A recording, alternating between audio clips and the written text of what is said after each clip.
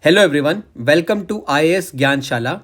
This is an initiative by the UPSC veterans, most of whom are still in this cycle of UPSC as well as other PCS exams. The admins of the Gyanshala consist of those who have been consistently clearing the different stages of UPSC civil services examination and are still in this cycle. So we have been clearing the prelim stage consecutively, including the recent 2024 prelims as well. Also clearing the IFOS cutoff, which is higher than the civil services cutoff by at least 15 marks. Okay, moving on. This is about me. So I have been consistently clearing the prelims exam, including the 2024 IFOS cutoff from general category. But disclaimer, I have not been still able to clear mains. Mains not cleared yet. And these are the other exams and the stages which I have qualified. I missed by less than 1 marks here. The RBI grade B is also a good exam. And consistently I've been clearing the SSC CGL. I got selected in 2023. And these are the other exams. This I cleared in my final year. This was 52nd SSB Bangalore.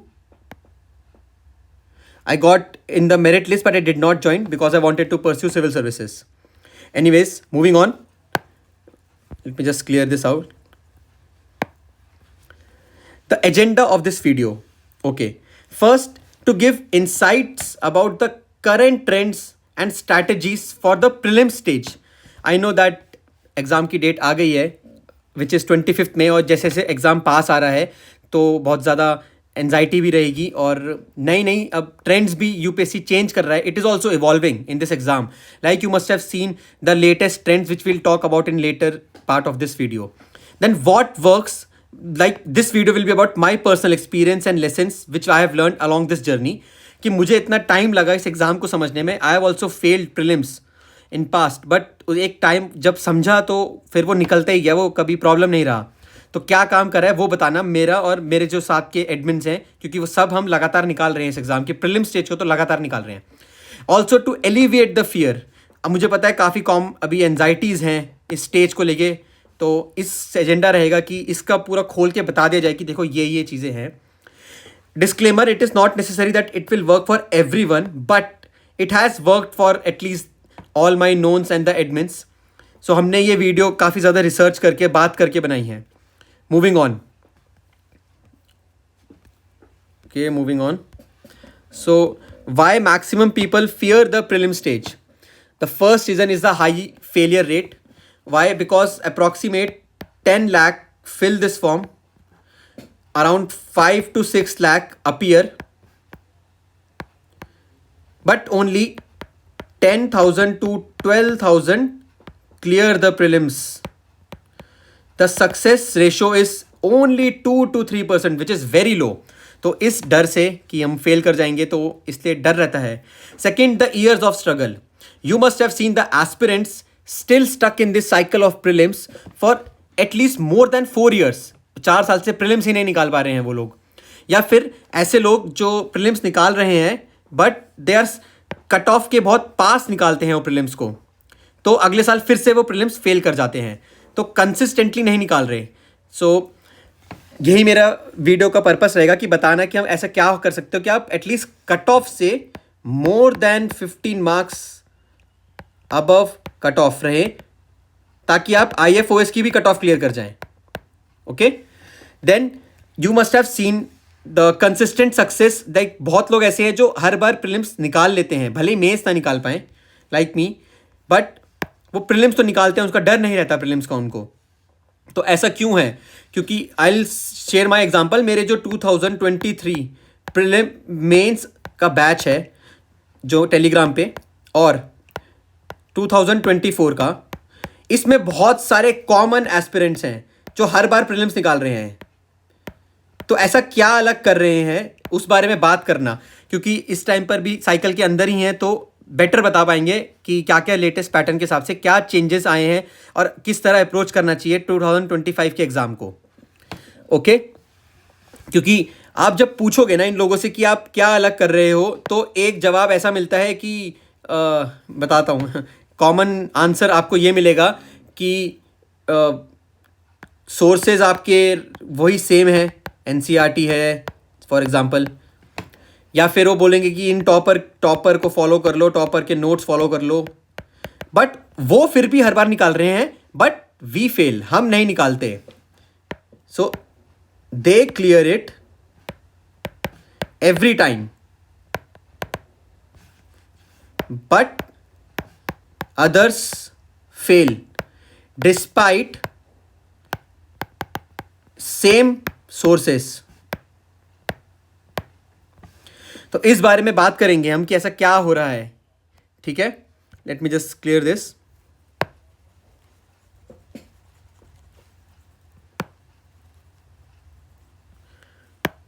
Okay, moving on. तो इस video का ना मेरा purpose ये रहेगा बताना कि exactly difference कहाँ क्रिएट हो रहा है प्रीलिम स्टेज में, जहाँ पर वो उन कैंडिडेट्स को अलग करता है जो कंसेक्यूटिवली हर बार निकाल रहे हैं. मैं उनकी बात नहीं कर रहा जो एक बार निकाला या फिर अगली बार नहीं निकाले, जो बार बार लगातार निकाल रहे हैं, और स्पेशली द रीसेंट ट्रेंड्स के हिसाब से. तो अब बात करते हैं dilemma about prelims. What is prelims all about? Is it a game of knowledge? तो पहले ये बता देता हूँ, yes, it is 100% a game of knowledge if you want to clear the cutoff above 15 marks, at least 15 marks का difference लेके चल रहे हो अगर आप, तो नॉलेज का खेल ही है. ठीक है, डेडिकेटली. और मैं अपना एक्सपीरियंस बता देता हूँ, मैं प्रीलिम्स लगातार फेल किया हूँ पहले. वो यही रीज़न था कि मैं आजकल वो क्यों करता था, मैं ट्रिक्स की वीडियोस देख लेता था और मुझे लगता था कि मेरे को आ गया प्रीलिम्स, और फिर मैं फेल कर जाता था. लेकिन मैंने एक बार जब dedicatedly prepared each subject irrespective of ROI, उसका क्या रिटर्न है मुझे उससे मतलब नहीं. अगर वो सिलेबस में लिखा है, मैंने डेडिकेटली प्रिपेयर किया है, उसके बाद मैंने हर बार प्रीलिम्स निकाला है. तो ये बात कि नहीं आप ट्रिक्स लगा लो और ये कर लो, मैं उसको ज़्यादा मानता नहीं. उसके बारे में बात करेंगे. गेम तो अभी भी नॉलेज का ही है, क्योंकि आप देखोगे कि यूपीएससी भी इवॉल्व कर रहा है, वो भी अब फैक्चुअल बना रहा है. आपको पता है, नहीं पता है. बहुत सारे क्वेश्चन 2024 के आप देखना. ठीक है, फॉर एग्जांपल आप देखोगे कि 2024 में 3 कॉलम्स आए इस साल. मैच द फॉलोइंग में 3 कॉलम्स थे मैच करने के लिए. आपको एक का भी ढंग से अगर नहीं पता ना आपको, तो आप नहीं कर पाओगे, आप गलत कर दोगे. तो वो चीज़ पता होनी ज़रूरी है. ऑल्सो इस बार इन्होंने 3 स्टेटमेंट्स यूज करे हैं असर्शन रीजनिंग में, कि इनमें से कौन सी स्टेटमेंट एक्चुअली इसका रीजन है और कौन सा नहीं है, पर करेक्ट स्टेटमेंट है. और साथ में ये एसएससी टाइप सवाल भी पूछने लग गए हैं आजकल. जैसे कि आप देखोगे 2024 में इन्होंने डिफेंस के ऊपर पूछे, डिफेंस एक्सरसाइजेस के ऊपर. कभी ये स्पोर्ट्स पूछ देते हैं. ठीक है, ये तो 2024 में ही पूछे हैं, बहुत सारे पूछे थे, लग रहा था सीडीएस का पेपर दे रहा हूँ. तो अब ये गेम नॉलेज का भी आ गया है. अब नॉलेज के बिना ऐसा नहीं है कि आप निकाल लोगे. अब बात करते हैं हम ट्रिक्स की, या फिर जिसको हम इंटेलिजेंट गेसिंग कहते हैं उसकी बात करते हैं. ठीक है, तो इंटेलिजेंट गेसिंग और ट्रिक्स की बात करते हैं अगला. क्या ये ट्रिक्स और इंटेलिजेंट गेसिंग का गेम अभी भी रहा है? हाँ, रहा है, अगर आप कट ऑफ के बस आसपास रहना चाहते हैं तो. ठीक है, और आप देखोगे that there are so many videos on tricks to solve UPSC PYQs. Answer आने के बाद एक्चुअल कंडीशन में क्या, वो नहीं. तो आप देखना जो ट्रिक्स पे ज़्यादा रिलाई करते हैं वो प्रीलिम्स भले ही निकालनी, एक बार निकाल लिया, या फिर वो हर बार अगली बार फेल कर जाएंगे, या फिर वो कट ऑफ के बहुत पास रहेंगे. वो आईएफओएस की कट ऑफ तो भूल जाओ, पास रहेंगे बहुत ज़्यादा. ठीक है, तो मेरे हिसाब से तो अभी भी नॉलेज का ज़्यादा गेम है. It is more a game of knowledge then of tricks और इंटेलिजेंट गेसिंग. Next, is it about मॉक्स? तो मॉक्स के बारे में अभी बता देता हूँ. देखो, मॉक्स क्या करता है ना, आपकी प्रिपरेशन को चेक करता है, स्पेशली आपके स्टैटिक सब्जेक्ट्स को. ठीक है, तो इसके बारे में बात करते हैं. एक सेकेंड, मैं क्लियर आउट कर देता हूँ. जो मॉक्स है ना आपके, वो क्यों, मैं मॉक्स के बारे में का फ़ायदा क्या है और नुकसान की बात करता हूँ. ये आपके स्टैटिक नॉलेज टेस्ट करते हैं, स्टैटिक टेस्ट कर लेते हैं आपका ये मॉक्स. ठीक है, और यूजली ना मॉक्स में आप डीमोटिवेट मत होना. If you attend a mock test, although I would say that attend the all India level के 2 अच्छे इंस्टीट्यूट्स के, जैसे कि आपका विजन है, नेक्स्ट IAS ये काफ़ी अच्छा कर रहा है, मैं इसके बारे में बात करूँगा, लाइव सॉल्व करके दिखाऊंगा ये चीज़ तो मैं। नेक्स्ट IAS का अनुभव है, अनुभव उनके टेस्ट सीरीज़ का नाम है, ऑल इंडिया लेवल पे जो हो रही है, ठीक है। So don't feel demotivated by low score, आप अपनी परसेंटाइल चेक करो, ना कि आपका मार्क्स। आपकी परसेंटाइल अगर 95% है, उसके ऊपर है, तो श्योर शॉट आप प्रीलिम्स निकालोगे, क्योंकि आपका एक्चुअल में तो उन्हीं लोगों के साथ है ना कंपटीशन। और ये ऑल इंडिया लेवल का ना मैक्सिमम सीरियस बच्चे देते हैं, इसके बारे में बात करते हैं। मॉक्स आपको क्यों देने चाहिए ऑल इंडिया लेवल के, वो आपको जो प्रिपेयर करते हैं वो है अनसर्टेनिटीज़ के लिए। एग्जाम में जो क्वेश्चंस का आइडिया ही नहीं है उनको कैसे टैकल करना है, उसके लिए ये आपको कॉन्फिडेंस देते हैं मॉक्स, कि उनको आप अटेम्प्ट करो, वरना आप नहीं करोगे। और आप जिस तरह देख रहे हो ना, तो उस तरह आपको अनसर्टेनिटीज़ और बढ़ेंगी एग्जाम में, तो वो कॉन्फिडेंस रखना ज़रूरी है। प्लस ये आपके नर्व्स को काम करता है, ठीक है, आपकी एंजाइटी को शांत करता है। और क्या करता है, सबसे बड़ी चीज़ की मैं मॉक्स क्यों देता था ऑल इंडिया लेवल के, ये आप एम्यूलेट करते हो एक्चुअल एग्जाम कंडीशन को, ठीक है, एक्चुअल कंडीशन, किस तरह OMR डिस्ट्रीब्यूट कर रहे हैं, ठीक है, आप भर रहे हो, OMR फिल कर रहे हो, और फिर आपने किस तरह क्वेश्चन पेपर आया, आपने पेजेस टर्न करे, ये सब जो चीज़ें हैं ये एंजाइटी देती हैं सीधा जाके आप एग्ज़ाम दे दो, क्योंकि मैं उस कंडीशन में रहा हूं। लेकिन आपने इतने मॉक्स लगाए हैं, आपने उस एनवायरनमेंट को इतनी बार एम्यूलेट किया है कि आप के लिए वो एक जस्ट अनदर मॉक की तरह एग्जाम है। आपका कॉन्फिडेंस इतना हाई होगा ना उस टाइम पर कि आपका पूरा फोकस रहेगा उस टाइम पर, शांति से आप पेपर दे पाएंगे, फोकस रहेगा, नो एंजाइटी रहेगी उस टाइम पर, ठीक है।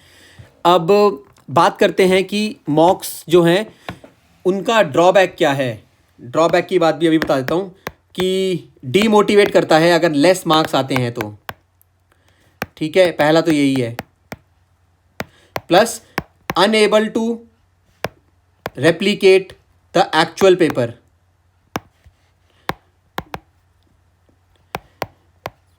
Like you will see that they are making mocks so hard कि एक्चुअल पेपर कभी कभी इजी लगता है। फॉर एग्जाम्पल 2024 का मुझे UPSC CSE का paper easier than next IAS का अनुभव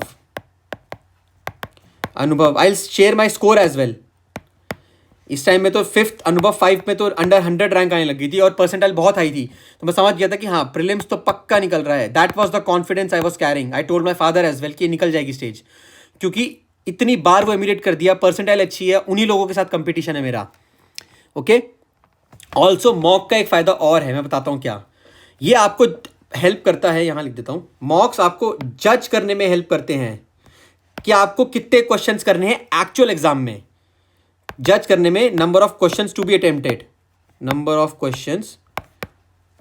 अटेम्प्टेड, क्यों, मैं क्यों बोल रहा हूं ये, बिकॉज 2024 ईजियर था 2023 से, तो यहां पर मैंने 2024 में I attempted around 89 questions and here I attempted and the score here was my 127 marks. अभी मार्कशीट आई नहीं है। Here I attempted only 81 questions only. इसका रीज़न ही यही है कि मैंने पेपर इतना टफ था, मेरे लिए स्टेटमेंट बेस्ड क्वेश्चंस आ गए थे which was hard to tackle, okay, but still I clear the cut off. 75 cut off थी and my score was 92, so the cut off was cleared by more than 15 marks, okay. Now आगे चलते हैं, कहाँ थे हम, ठीक है। मॉक्स के मैंने ड्रॉबैक्स बता दिए और फ़ायदा दोनों बता दिया है। मैं अपने बारे में बताता हूँ। मैं आई ऑलवेज प्रिफर ओपन मॉक्स देना जहाँ परसेंटाइल बताता है, बिकॉज उससे मेरा कॉन्फिडेंस बूस्टअप हुआ है। मैं अनसर्टेनिटीज़ में क्वेश्चन को एक्चुअल एग्जाम में दे पाया हूँ। मैंने इतनी बार एम्यूलेट किया उस एनवायरनमेंट को, क्योंकि मैं मार्क्स नहीं देखता कभी भी, Marks are not important in mocks. Marks not important. Percentile is important. ठीक है, उसके बाद बात करते हैं आगे. इसको एक बार मैं थोड़ा क्लियर आउट कर देता हूँ. ठीक है, कि PYQ एनालिसिस के ऊपर भी बात कर ही लेते हैं अब एक बार ढंग से. देखो, इसके मैं अपना एक्सपीरियंस भी मैं शेयर करता हूँ थोड़ा अच्छे से. पहले मैं अपना बताता हूँ क्या है PYQ एनालाइज करना का क्यों है, ये हमको क्या कर रहा है. एक मिनट में अच्छे से ही समझाता हूँ, एक सेकेंड. इसको भी सारा मिटा देता हूँ, फिर बता देता हूँ. PYQs बेसिकली आपको ना एग्जामिनर का माइंडसेट बताते हैं, which is a good thing. ठीक है, बट उसके साथ आजकल क्या ट्रेंड चल रहा है मैं वो भी बताता हूँ. उससे मतलब एक तरह से नुकसान ही हो रहा है उन चीज़ों की वजह से, और उसके बारे में कोई बात भी नहीं कर रहा. तो हो गया रहा है कि जो प्रीलिम्स निकाल रहा है फिर वही निकाल रहा है. और मुझे इस बात का बुरा लगता था कि आप बता क्यों नहीं रहे कि आपका क्यों निकल रहा है. क्लियरली बताओ ना कि क्यों निकल रहा है. आप ऐसे घुमा फिरा के बातें क्यों कर रहे हो.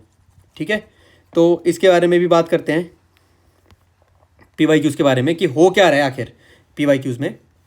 ठीक है, जो PYQs हैं हमारे बेसिकली माइंडसेट बताते हैं कि कहाँ गलत करता है माइंडसेट ऑफ एग्जामिनर, कहाँ वो क्वेश्चन को गलत करेगा. ओके, उसके अलावा आजकल हो क्या रहा है कि मैं अपने मिस्टेक्स बताता हूँ. मिस्टेक्स मेरी क्या रही हैं PYQ एनालिसिस में. पहली बार जब मैं दे रहा था फर्स्ट टाइम, मैंने जो आंसर था ना उसके ऊपर इंफॉर्मेशन कलेक्ट कर ली पूरी कि हाँ ये आंसर में इसके बारे में सब जान लिया. क्या हुआ, मैं फेल कर गया. सेकेंड बारी में मैंने ऑप्शंस जितने थे ना सब पे इंफॉर्मेशन कलेक्ट करी, उनको पढ़ा अच्छे से ऑप्शंस को. क्या हुआ, मुझे लगा मैंने पूरा अच्छे से कर लिया एनालाइज. फेल, फिर से फेल. समझने की बात क्या है, मेरी रियलाइजेशन बताता हूं मैं. No coaching summary giving information about the answer और the options can help you properly analyse the prelims. It just gives you false sense of feel good factor कि हाँ कर लिया है. ये गलत है, ऐसे एनालाइज नहीं करना मॉक्स को कभी भी. और अब नुकसान क्या हो रहा है कि आजकल ट्रिक्स की वीडियोस आ गई हैं, जो मैंने भी गलती करी है अपने में, कि आप ट्रिक्स देख लो आपको लगेगा आपने कर लिया, बट रियलिटी है कि एक्चुअल एग्जाम में आप फेल कर जाते हैं. उसके बाद आप वो लगा ही नहीं पाते. इतने सारे ट्रिक्स के रूल्स आ गए हैं कि वो कौन सा रूल क्या लगेगा, वो सब मतलब एक्चुअल एग्जाम का प्रेशर इतना ज़्यादा कि वो हो ही नहीं पाता. मेरी रियलाइजेशन, इसलिए सोल्यूशन क्या है इसका. सोल्यूशन की बात करते हैं, मॉक्स को एनालाइज करना कैसे है. ये मैं डेडिकेटेड वीडियो बनाऊंगा इसके ऊपर कि मॉक्स का एनालिसिस क्या करना है, मॉक्स की क्या ट्रिक्स लग रही है, उसके लिए बतेरी वीडियोस हैं. इसका एनालिसिस कैसे करना है इसके बारे में मैं अलग से सेपरेट वीडियो बनाऊंगा, विच इज़ वेरी इंपॉर्टेंट. ठीक है, अब एक शॉर्ट में बता देता हूँ कि 2018 का पेपर लेना, उसको सॉल्व करो एक ही बारी में पूरा. 2018 से स्टार्ट कर दो करना. All the about me I have solve the paper from 1978, but आप 2018 से कर लो क्योंकि यहाँ से यहीं से अवेलेबल है इंटरनेट पे. उसके बाद ना आंसर देखो, चेक कर लो अपने मार्क्स, फिर दोबारा खोलो और चेक करो कि आपने हर एक वर्ड को एनालाइज करो, क्वेश्चन के एवरी वर्ड को एनालाइज करो कि वो क्यों है, वहाँ पर क्यों दिया गया है. एक पैटर्न समझ में आएगा आपको. I will also share my notes as well, but वही बात हो जाएगी कि फिर वो ट्रिक्स देना या नोट्स को शेयर करना अपने एनालिसिस की, जब तक आप खुद से अपने माइंड में इम्बाइब नहीं करोगे ना इस चीज़ को कि क्या पैटर्न बैठ रहा है, आप कर ही नहीं पाओगे एक्चुअल कंडीशन में उस चीज़ को. तो हर एक वर्ड को देखो. फॉर एग्जांपल अगर रिसेंटली लिखा है कहीं, वो ऐसे ही नहीं दिया है recently this was in news, this term was in news.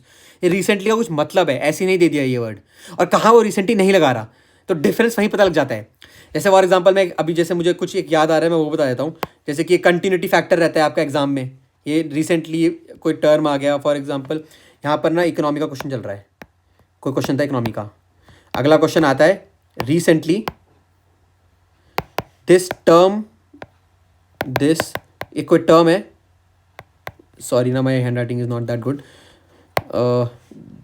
This term was in news, this term was in news. फिर क्वेश्चन आता है इकोनॉमी का फिर से. अभी जो रिसेंटली है ना, उसमें जो आंसर होगा ना वो ऑप्शन वो होगा जो इकोनॉमी रिलेटेड है.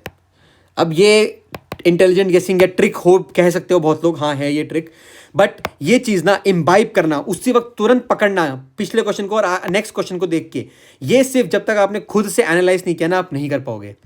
फिर वही बात रहेगी कि मतलब नहीं हुआ एनालिसिस और हमने करा और क्लियर नहीं हो रहा एग्ज़ाम, तो वही है कि यार मैं एक बार क्लियर करता हूँ, पूरा बताता हूँ मैं एनालिसिस के बारे में फिर से एक बार। ओके, कहाँ थे हम?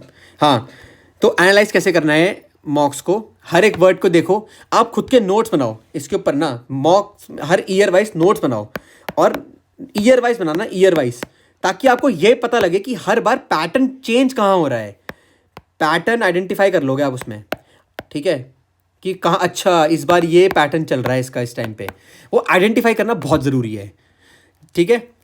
तो मेरे या किसी और के बताने से चीज़ें माइंड में नहीं आएंगी जब तक आप खुद से एनालाइज नहीं कर रहे। तो मैं यही कहूँगा कि ट्रिक्स वगैरह की वीडियोस को स्ट्रिक्ट नो है अभी, तो ट्रिक्स वगैरह की वीडियोस मत देखो, अपने स्टैटिक को स्ट्रांग रखो, स्टैटिक सब्जेक्ट अच्छे से पढ़ो, यही निकालेंगे एग्जाम एक्चुअल में, ना करंट निकालेगा ना ट्रिक्स, ना करंट निकालेगा एग्जाम। इसके ऊपर मैं बताऊंगा कि करंट हैंडल कैसे मैं करता हूँ, मेरे लिए क्या काम करता है, वो सेपरेट वीडियो में बता दूंगा। इसको स्ट्रांग रखो, अपना नॉलेज का ही गेम है अभी फ़िलहाल, और साथ में पैटर्न को आइडेंटिफाई करो कि पैटर्न क्या बन रहा है, ईयर वाइज जाओ 2018 से, ठीक है। अब बात करते हैं अगली चीज़ की, तो पीवाई क्यू एनालिसिस हो गया, अब नो योर सेल्फ, ये भी बताता हूँ हो क्या रहा है कि what works for you and what not works for you, you are the best जज। आप अपने पास एक्सपीरियंसेस देखो, आप फर्स्ट टाइम एग्जाम दे रहे हो प्रीलिम्स का, सेकंड टाइम दे रहे हो, आपका क्लियर नहीं हो रहा है, थर्ड टाइम में नहीं हो रहा, आपके लिए क्या काम कर रहा है, and then stick to that, not necessary that it will suit you as well what I do, but आपको ये जानना जरूरी है कि आप कहाँ स्टैंड कर रहे हो। फॉर एग्जाम्पल मैं अपना अगर आपको बता दूं ये चीज़ की कुछ किसी एक टॉपिक को लेते हैं कि मैं उसको प्रिपेयर कैसे करता हूँ, मैं वो भी बता देता हूँ। It is not at all necessary that this will work for you, it works for me because I know my reality, that is the reason. So know your reality first.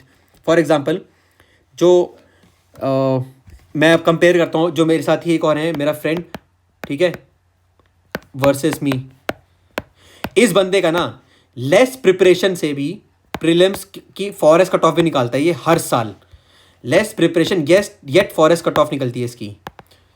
और ये मैं हूँ जिसको रिविजन्स की ज़रूरत पड़ती है बहुत ज़्यादा, इस बार फिर से ही पड़ेगी, हर बार पड़ती है वो। उसके अलावा PYQs, open mock, all India level, ये तीन जब तक मैं नहीं करूँगा मुझे सेटिस्फैक्शन नहीं मिलती कि मेरी तैयारी पूरी है, ठीक है। So see I am not very intelligent और टैलेंटेड, मेरी रियलिटी यही है, so I have to work hard.